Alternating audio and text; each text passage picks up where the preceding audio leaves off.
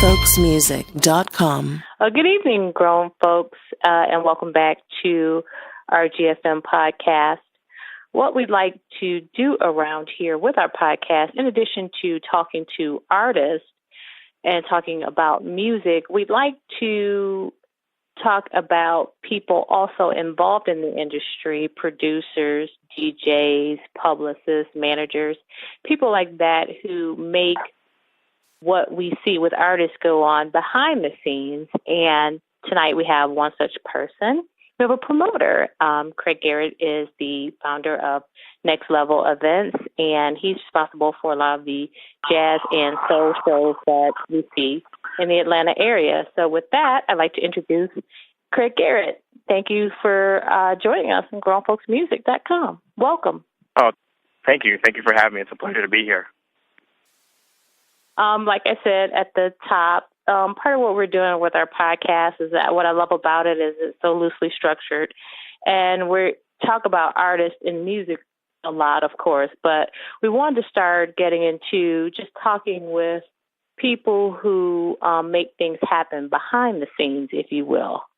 And you're one such person, being a promoter of music events. Talk a little bit about how you got into this business. Oh, that's a great question. I've always been a bit of an entertainer myself, throwing cookouts or throwing events, and I have a love of music, grown up with music in my life. And I just started doing unique things for my friends, having musicians play in our homes.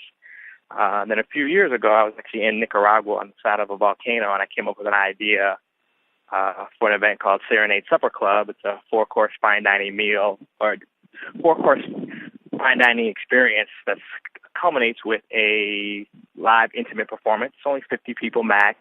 Very intimate, great experience. People love it. I just love the music. And to be honest with you, having done events like that and meeting other musicians and artists, opportunities just came about. And a few years ago, I had an opportunity to bring foreign exchange to town with another gentleman, and next thing I know, it really kind of fell in my lap. And then about a year ago, we brought Layla Hathaway to town and had a lot of great success with that. We sold out 2 shows for her album release. And then, actually, I always joke, I pulled a Dave Chappelle, and I jumped on a plane and went to South Africa on a one-way ticket. And really just sat on my friend's couch by his poolside and was really just figuring out, what do I want to do with this next phase of my life? I've been in corporate America since I got out of undergrad or out of grad school. And I decided that, I'd been doing these events. I curated several different experiences around town, from, concerts to had an event called Love Bazaar, which was the intersection of food, music, and art. And I had been doing music, but I really just kind of spent time figuring out what I want to do. And after about 3 weeks sitting in South Africa, and I made a little jaunt over to Mauritius for a week, came back and decided it was time to come back home. But I was real clear. I wanted to be a contributor to Atlanta's cultural landscape. And I had been doing music events, and it kind of just grew and grew, but I really wanted to be very intentional about it. I really wanted to create something, a vehicle that I could bring good music and music-related events, as well as food events, to Atlanta. And ever since then, we've been very strategic and very purposeful in the shows that we're bringing. So we're bringing back Layla at the end of the year, and we've got Jared Lawson as the opener, which is going to be an amazing show by itself. We've got Shaka Khan in August. We've got the brand new Heavies on July 2nd here in Atlanta. We've got the phenomenal bass player Nick West going to be here August 27th as well. And we've got 4 or 5 other shows we're working on that we can't announce yet because they're not done deals. But that's really it. It's a passion. It's a side project that just ultimately grew out of something that I love doing. I love, people are always like, why do you do this? I like to be a part of the experience. I wish I was a musician. And for me, there are probably 3 things that I love most. One is I love when the doors first open up and you see the excitement of the people coming in. The second one is probably usually if I'm kind of standing off the back of the stage as the curtain drops or goes up, and you see the excitement of the audience giving the artist energy, and the artist is having a great time. And I just love that moment. There's this intoxication of that energy that I just love being, it's not my energy, but it's just being a part close to it and receiving it. So those are the things that I love, you know, and then for me, to be honest with you, I become a fan. You know, once the show comes on and everything's taken care of, I usually stand out in the audience just like everybody else and enjoy the show. Obviously, before it ends, I go back and make sure all the business is taken care of. But for me, I'm a music fan, and that's what I love to do. I don't club. I don't really go out. Usually, if I'm going out to hear music myself. So, it's a long answer, but that's how I got here. You mentioned taking care of the business of it all. So how do you go about, especially with that first show, how do you go about putting together an event? How do you go about bringing an artist to town, from the venue to the ticket sales, from the promotion, all of that? What's the first step, you know, after you had that idea? What does execution, what's that like? So that's a really good question. You know, for me, I've got a corporate American background, so I approach everything just like I would running a manufacturing facility. You know, once I have the idea of, you know, who the artists I want to bring, you know, I generally will reach out to their manager, or if they're large enough, they have agents. And I'll reach out to them and try to find out what their schedule is. You know, are they on tour? Or I'll make an offer to say, okay, I want to bring this person to town. And then, you know, you kind of get to the negotiation in the business. And then ultimately you come to some terms that you both agree on. Obviously, there's a fee, and then there are things that are associated with it, transportation and lodging. You negotiate all those things. And then as the weeks, you know, usually do that a few months out, it's all negotiated. And you go about the advertising, you know, everything from social media, radio campaigns, print, TV, depends on the, you know, the scale of the artist. And then as you get closer to the show, it's really about making sure things like backline, which is the instruments that they rent, you know, the lodging's taken care of, the things that are in their rider, you know, what are the things that the artist needs? And one of the important things for our company is, you know, a lot of people just focus on the experience for the fans. For me, it's really important that the musicians understand and feel that they're important too. So I put a lot of energy into their experience, from the time, you know, how I engage their agents, their managers, their touring staff, you know, how we pick them up, how we deliver them to the hotel, their backstage experience, everything. It's, you know, it's a complete package that we put together. It's not like, hey, you just come, your talent, do this, get on stage, leave. It needs to be a great experience for them as well. So we put a lot into the fan experience, but we also put a lot into the experience for the artist. You know, little stuff, you know, the type of food that we provide, the type of, you know, just little things. I don't want to give all my secrets away because then people start doing it. Right. I don't want you to name any names, but have you approached an artist or vetted an artist and in negotiation, or just trying to get them, read the writer, read all of the terms, and said they are tripping? Absolutely.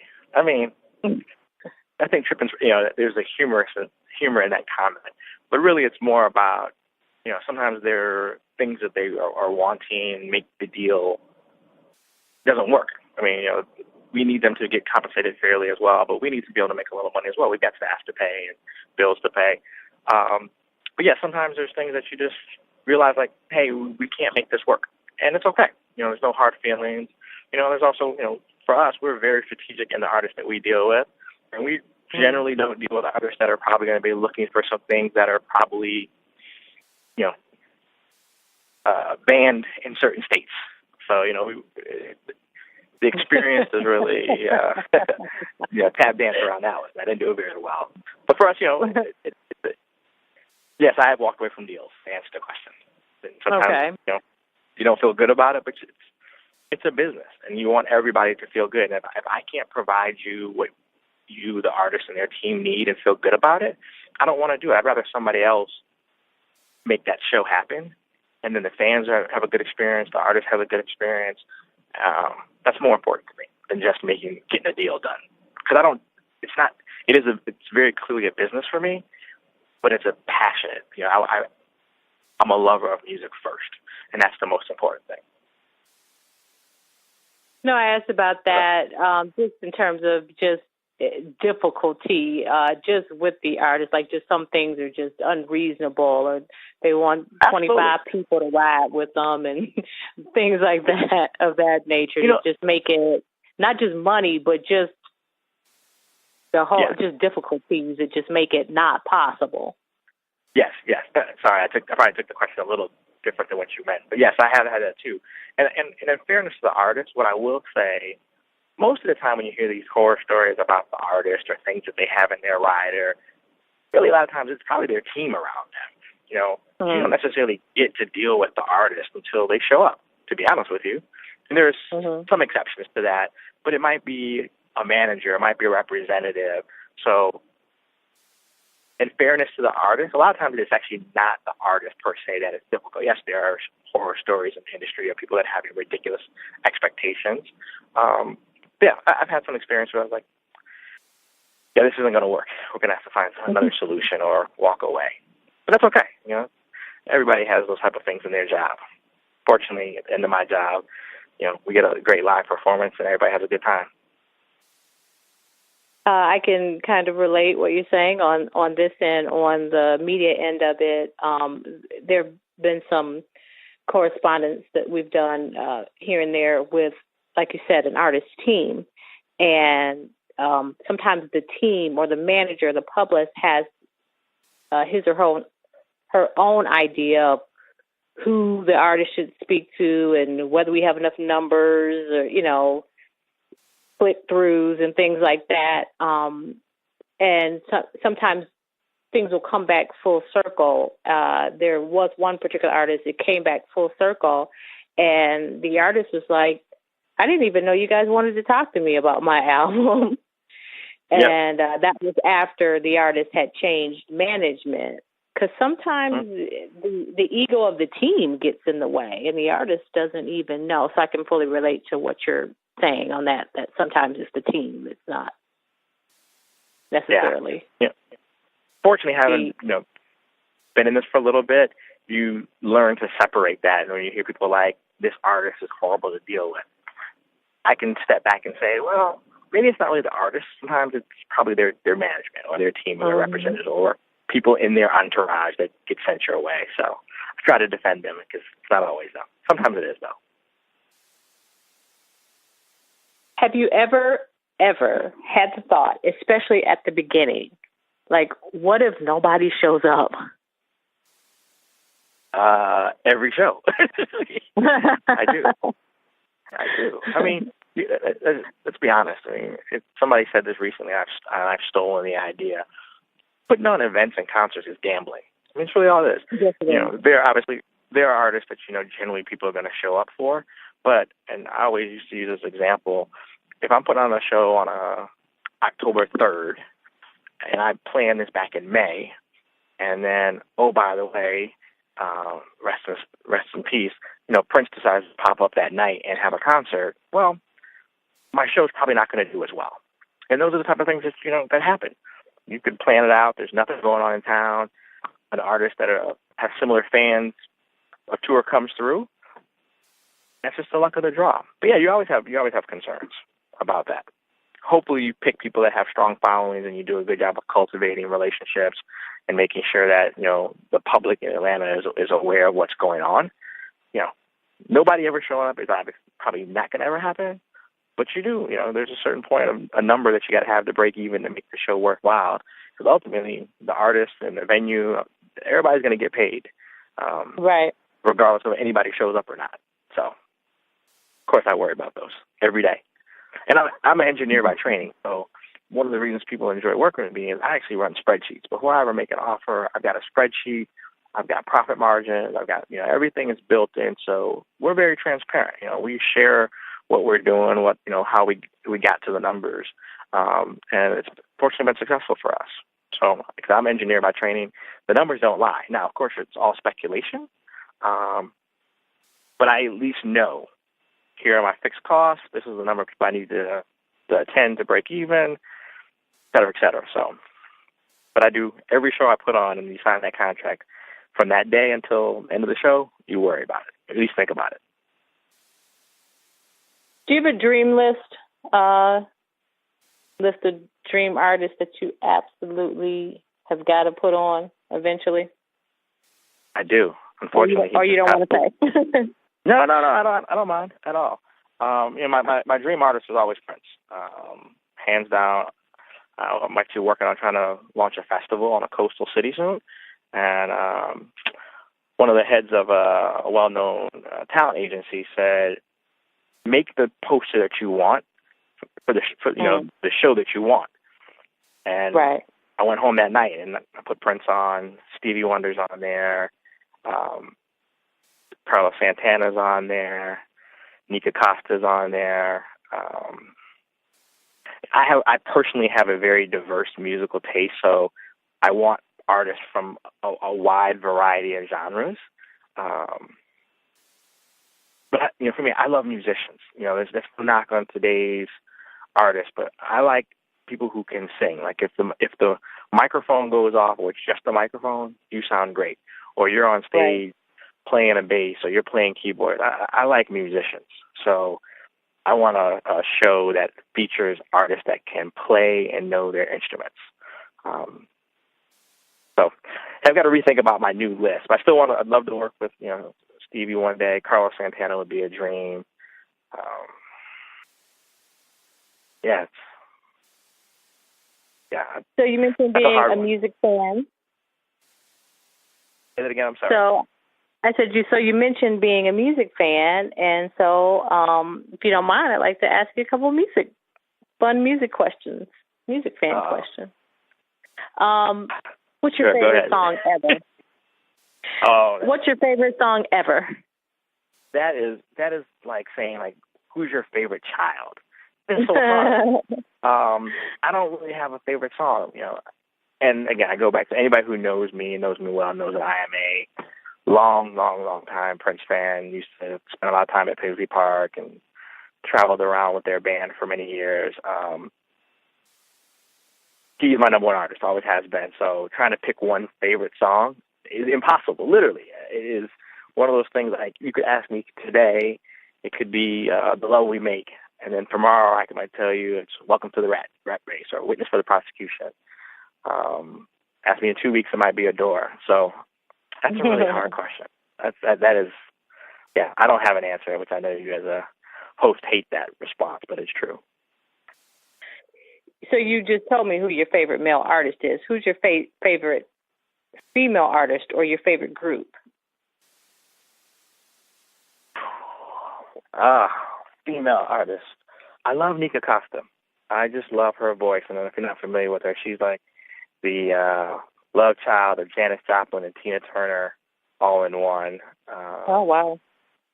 She is I currently have a musical love affair with Leanne LaHavis. Got a chance to see her in concert a few times and was pleasured enough to get a chance to meet her and spend a little bit of time with her after a show here recently, and everything about her is magical. And I mean that musically, she's actually playing the guitar. She's not just playing chords. She's writing her own music. The depth of her music and her writing for someone her age is phenomenal. And then just her spirit as a person is one of those, it's magical. I mean, I literally walked away just bubbly like a teenage boy after meeting her just because she was so wonderful as a person. She puts on this amazing show, and then, you meet her afterwards, and she was literally the sweetest, genuine, phenomenal energy person you just ever want to meet. So, and she's actually coming to town later this year. Unfortunately, it's not my show, but I will be there in support regardless. Favorite group? Favorite group? I knew this was going to be a tough. I'm old school. I love the Elements. I'm an old school hip hop rap fan, so Run DMC, Houdini, Dougie Fresh. This is hard.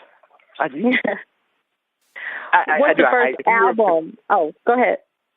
They'll say, I'm one of those people, literally, if you picked up my iPod and you're like, let's see what Craig's listening to today, you would think I'm on drugs just because of the variety of, might go from a gospel song to a rock song, to old jazz, to some eclectic folk song. I'm when people hear my playlist, they're just like, "Ooh, you're a very interesting person." So. Well, that's what it should be. You said that's how it should be. You said you're a curator, and that's exactly it, right? Like it's a collection of everything that your ears have liked. Absolutely. And there's no I agree. And there's no rules. But unfortunately, I mean, let's be an honest dive into that perspective. You know, if you look at radio and media today, so many people are programmed to not really have a diversity of sound. You know, what you hear on most radio stations, especially commercial radio stations, for the most part, is the same thing. I mean, I'm not trying to be critical. I'm just being an honest assessment. You of the, I don't know, 20 songs you hear in an hour, probably 18 of them have the same time saying, you know, they sound very, very similar. You know, artist development is not what it used to be. Artists didn't get 3 and 4 albums. First of all, artists aren't making albums nowadays. We had this conversation the other night with a group of people about waiting in line and get that album at midnight or when at Turtles or Earwax or whatever your local records purveyor was at the time. So I grew up in a time period where on a radio station you could hear Wilson Pickett followed by Stevie Wonder, followed by Tina Marie, and then it might be Frank Sinatra right after that. And that's kind of how I grew up. My parents listened to a wide variety of music. I mean, people writing music, you know, talking about something, social consciousness, talking about really what's going on in the world versus, you know, some of the other things that we hear on the radio nowadays. Right. I didn't mean to hijack your question. You were getting ready to ask me something else. What's the first album you ever bought for yourself? First album I ever bought for myself. The first one that I remember, I think it was the Beastie Boys. Mm. It was either that the License or to Ill? Yes, it was either that or LL Cool J, I'm Bad. Mm.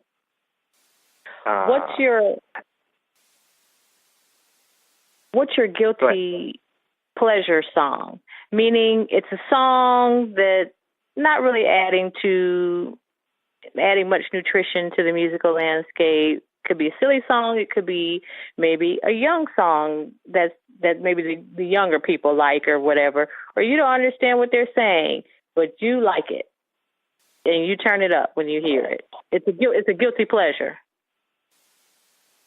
Oh, you are killing me. What is my guilty pleasure song? You know, this is going to be, I'm embarrassed to admit, I don't listen to a lot of current radio. So, like, my guilty pleasure songs are things, older songs. Okay. And here I go back to my you know, one of my favorite songs is, I got 2 guilty songs, and unfortunately you're going to see a theme here. One of them is the song Come by Prince off the same titled album. It's a very playful song, with the music and the instrumentation is phenomenal on that song.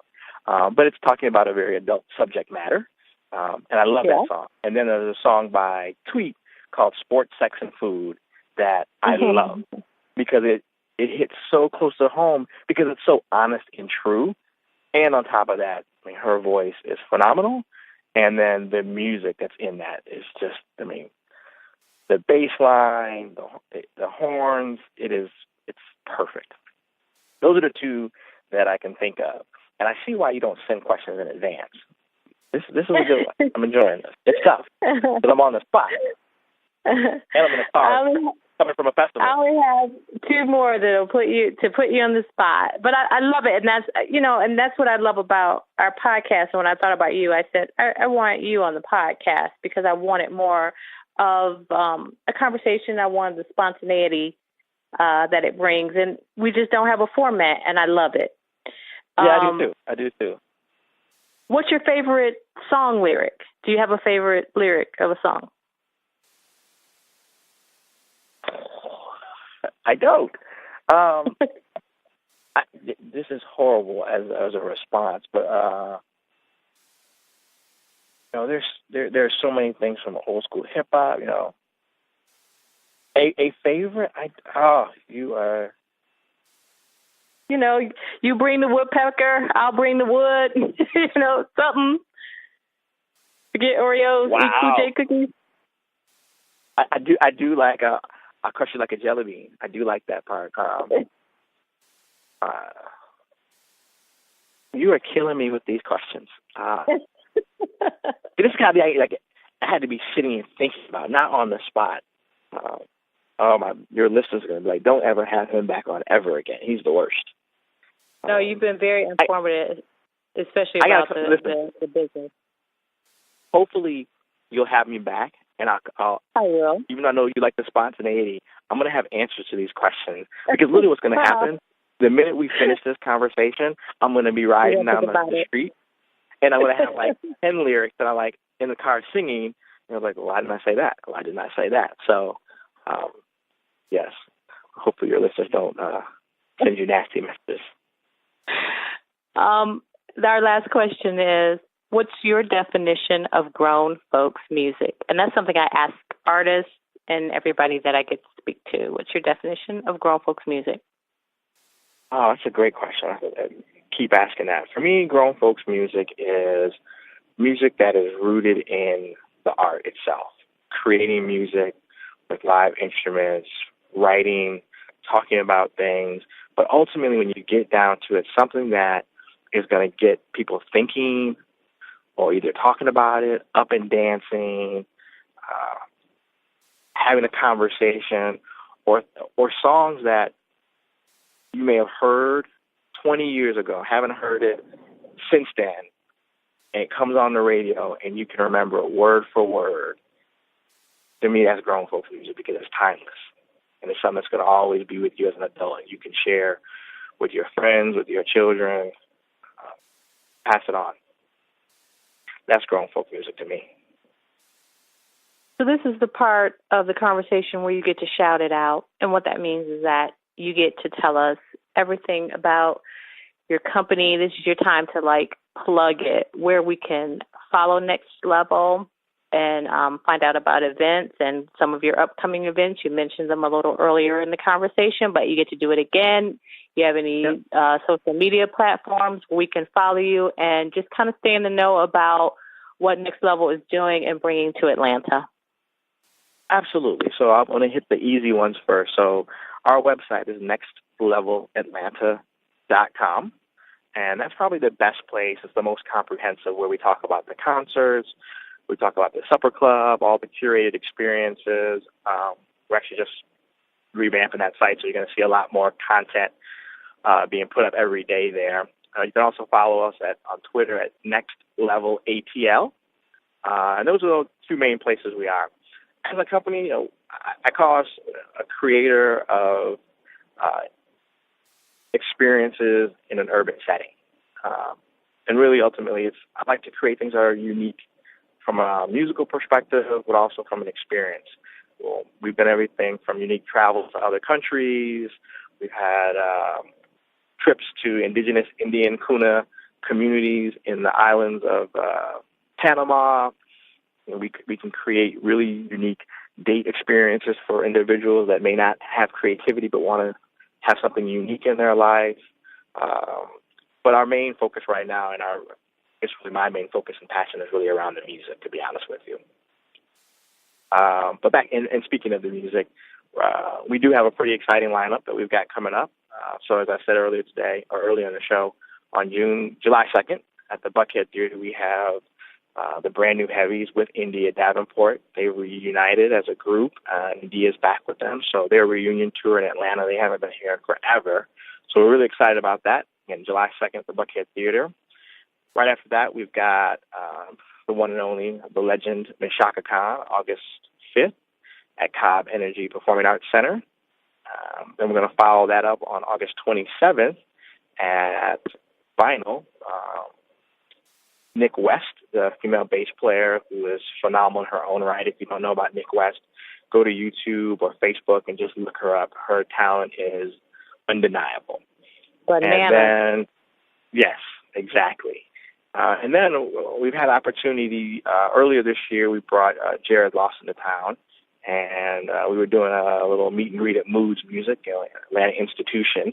And somebody asked him in the crowd, who's your dream artist to work with? And without pause, he said, Layla Hathaway. And the audience looked at me and was like, well, they yelled out, I was like, Craig knows Layla. Now, no, Layla was a little bit of a stretch. I had brought her to Atlanta last year. And I was actually in the works to bring her back this year. And at the time, I was like, oh, this would be a great pairing, but I had to work it out. And ultimately, we worked it out. And in addition to working out in Atlanta, we're actually doing a little mini tour of Georgia, as I'm referring to it. We're actually going to start out taking Layla and Jared to Savannah on September 29th at the Lucas Theater. And then on September 30th, we're going to be in Macon at the Macon City Auditorium. And then on October 1st, we're going to be in Atlanta for 2 shows at Center Stage Theater. And if you were in Atlanta last year for her album release show that we did, again, 2 sold-out shows, phenomenal. It was a night of musicianship that is unrivaled when Layla is in her zone. So this year we're really excited because we're going to have Layla back, who by herself is more than enough, but we're going to have Mr. Jared Lawson open it up. So it is a night that people are going to walk away feeling like I should have paid double for that ticket and feel good about that show. So that's what we have right now. So hopefully in a couple of weeks you'll see a few more announcements on the website for shows that we're doing. And yeah, that's what we are. And I think I referenced earlier, the plan is to start a festival probably in 2017 on a coastal city.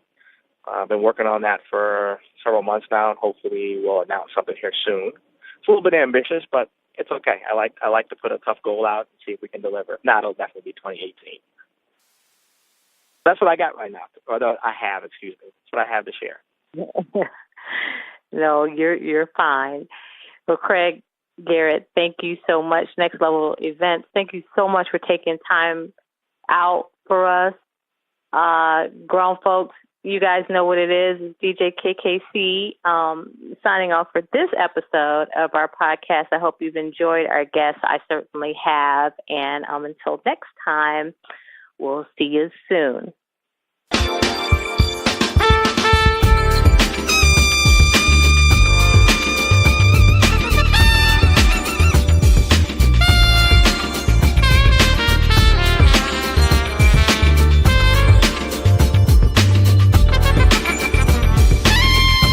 GrownFolksMusic.com